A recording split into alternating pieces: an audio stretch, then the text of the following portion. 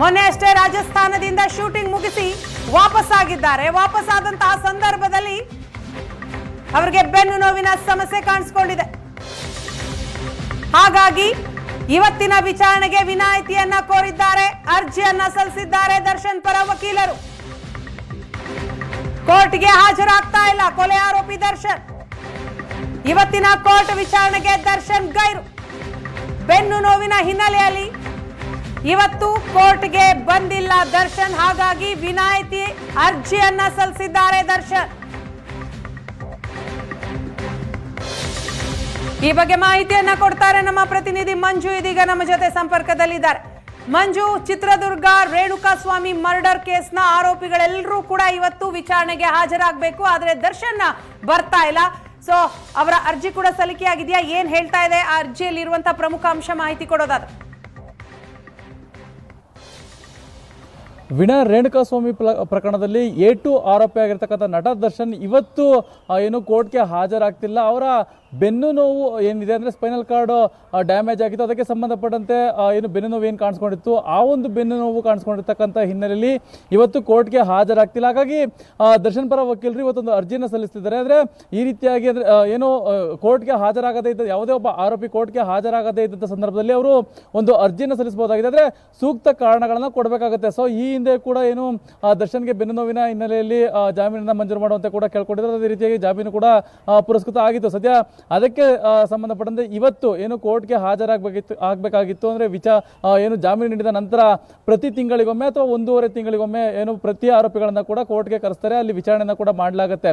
So ಅದೇ ರೀತಿಯಾಗಿ ಇದು ಏನು ಜಾಮೀನಿನ ನಂತರ 3ನೇ ಬಾರಿ ದರ್ಶನ್ ಕೋರ್ಟ್ಗೆ ಬರಬೇಕಾಗಿತ್ತು. ಈ ವೇಳೆಗೆ ಬೆನ್ನು ನೋವು ಇರುವಂತಹ ಹಿನ್ನೆಲೆಯಲ್ಲಿ ತಮ್ಮ ವಕೀಲರಿಂದ ನೋಟಿಸನ್ನ ಅರ್ಜಿಯನ್ನು ಸಲ್ಲಿಸಿರ್ತಕ್ಕಂಥದ್ದು, ಅರ್ಜಿಯನ್ನು ಸಲ್ಲಿಸಿ ಬೆನ್ನು ನೋವು ಇರತಕ್ಕಂಥ ಹಿನ್ನೆಲೆಯಲ್ಲಿ ಇವತ್ತು ಹಾಜರಾಗಲಿಕ್ಕೆ ಸಾಧ್ಯ ಆಗ್ತಿಲ್ಲ ಅಂತೇಳಿ ಅರ್ಜಿಯನ್ನು ಸಲ್ಲಿಸ್ತಾರೆ.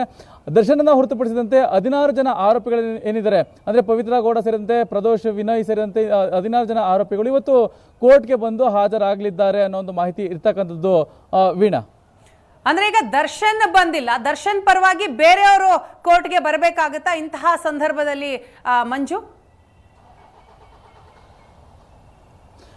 ವೀಣಾ, ಇಲ್ಲ, ಅಂದ್ರೆ ಆ ರೀತಿಯಾಗಿ ಯಾವುದೇ ರೀತಿಯಂತ ಬರುವಂತ ನೆಸೆಸಿಟಿ ಇರೋದಿಲ್ಲ. ಅಂದ್ರೆ ದರ್ಶನ್ ಏನಾದ್ರು ಬರ್ದೇ ಇದ್ದಂತ ಹಿನ್ನೆಲೆಯಲ್ಲಿ ಅದಕ್ಕೆ ಎಕ್ಸಾಮ್ಷನ್ ಇರುತ್ತೆ. ಸೊ ಅವ್ರಿಗೆ ಒಂದು ನೋಟಿಸ್ ಅನ್ನ ಅಂದ್ರೆ ಅವ್ರಿಗೊಂದು ಅಪ್ಲಿಕೇಶನ್ ಹಾಕ್ತಾರೆ. ಅಲ್ಲಿ ವಕೀಲರು ಈ ರೀತಿಯಾಗಿ ಸೂಕ್ತ ಕಾರಣಗಳನ್ನ ಕೊಟ್ಟು ಯಾಕೆ ಬಂದಿಲ್ಲ ಅಂತ ಹೇಳಿ ಸೂಕ್ತ ಕಾರಣಗಳನ್ನ ಕೊಟ್ಟು ದರ್ಶನ್ ಪರ ವಕೀಲರು ನೋಟಿಸ್ ಒಂದು ಇದನ್ನ ಕೊಡ್ಬೋದು, ಅಂದ್ರೆ ಲೆಟರ್ನ ಕೊಡ್ಬೋದು. ಸೊ ಜಡ್ಜ್ ಅದನ್ನ ನೋಡಿದ ನಂತರ ಹೌದು ಸೂಕ್ತ ಕಾರಣ ಇದ್ರೆ ಅದಕ್ಕೆ ಮೆಡಿಕಲ್ ರಿಪೋರ್ಟ್ ಅನ್ನ ಕೂಡ ಕೊಡಬೇಕಾಗುತ್ತೆ. ಸೊ ಆ ರಿಪೋರ್ಟ್ ನ ಆಧಾರದ ಮೇರೆಗೆ ಎಕ್ಸಾಮ್ ಒಂದಷ್ಟು ವಿನಾಯಿತಿ ಕೊಡ್ತಾರೆ.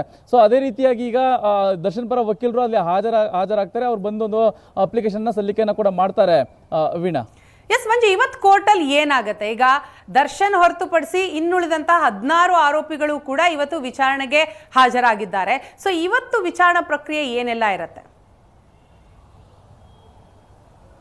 ವೀಣಾ, ಈಗಾಗಲೇನು ಜಾಮೀನು ಪಡ್ಕೊಂಡಿರ್ತಕ್ಕಂಥ 17 ಜನ ಆರೋಪಿಗಳದ್ದು ಕೂಡ ಎವಿಡೆನ್ಸ್ಗಳನ್ನು ನಡೆಸ್ತಾ ಹೋಗ್ತಾರೆ. ಅಂದರೆ ಇದು ಹಂತವಾಗಿ ಪ್ರೊಸೀಜರ್ನ ನಡೀತಾ ಹೋಗುತ್ತೆ. ಎವಿಡೆನ್ಸ್ಗಳಿರುತ್ತೆ, ಎವಿಡೆನ್ಸ್ಗೆ ಹಾಜರಾಗಬೇಕತ್ತೆ.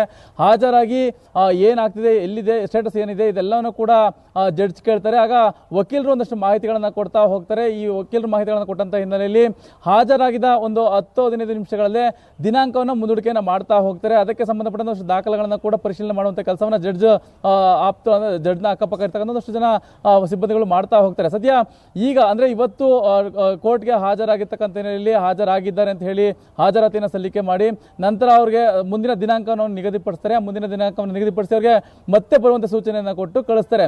ಸೊ ಅದು ವಕೀಲರು ಜಡ್ಜ್ ನಡುವೆ ಆಗ್ತಕ್ಕಂಥ ಏನು ವಾದ ಇದಿರುತ್ತೆ, ಆ ಒಂದು ಪ್ರಕರಣಕ್ಕೆ ಸಂಬಂಧಪಟ್ಟಂತ ವಾದ ಇರುತ್ತೆ. ಸೊ ಹೀಗಾಗಿ ಮುಂದಿನ ದಿನಾಂಕವನ್ನು ಕೂಡ ನಿಗದಿ ಮಾಡ್ತಾರೆ. ಆ ದಿನಾಂಕಕ್ಕೆ ಬರುವಂತೆ ಎಲ್ರಿಗೂ ಸೂಚನೆಯನ್ನು ಕೊಡುವಂತ ನಿಟ್ಟಿನಲ್ಲಿ ಜಡ್ಜ್ ಮುಂದಾಗ್ತಾರೆ. ವೀಣಾ,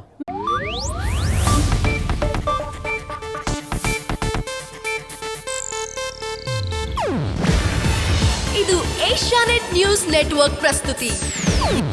ನೀವು ನೋಡ್ತಿದ್ದೀರಾ ಏಷ್ಯಾನೆಟ್ ಸುವರ್ಣ ನ್ಯೂಸ್.